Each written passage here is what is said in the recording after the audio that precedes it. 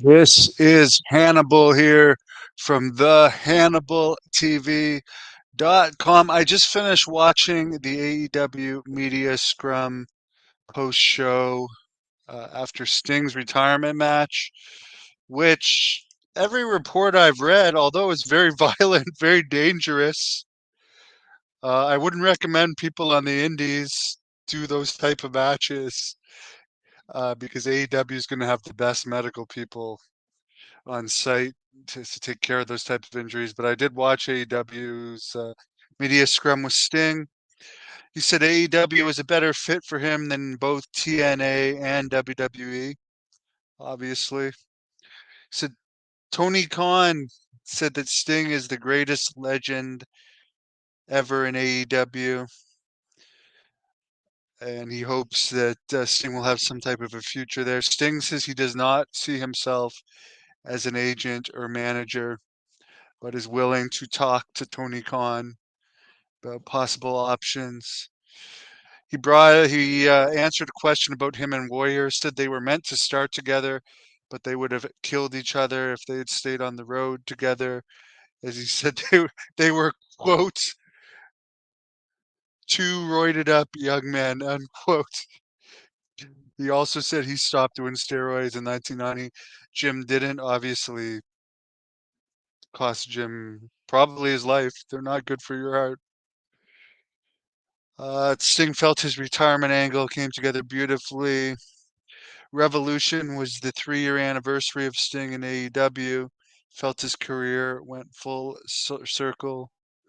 Tony Khan tried to get him to stay another 6 months to retire at Wembley. Sting wasn't going for it. He's feeling that it was time physically. Tony says that this time with Sting has been the greatest 3 years of Tony's life, and he thinks it was the greatest comeback ever. He says Sting leads by example. And Sting said this was one of his top three favorite matches, of his personal top three favorite matches. The one thing I'll say where AEW dropped the ball, and again, I Tony Khan seems like a great guy, but in they didn't promote like that it was Sting's last match in every city that he was in. It should have been sellout after sellout after sellout.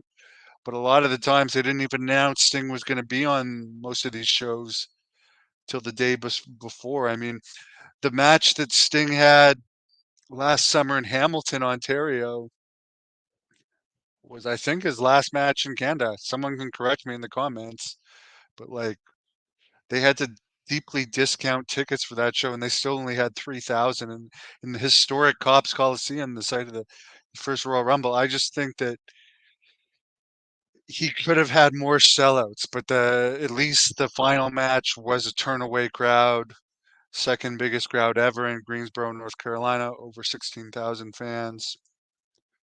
In other AEW news, Kenny Omega, it doesn't look like he's going to be back from his diverticulitis in time for the upcoming AEW shows in Canada.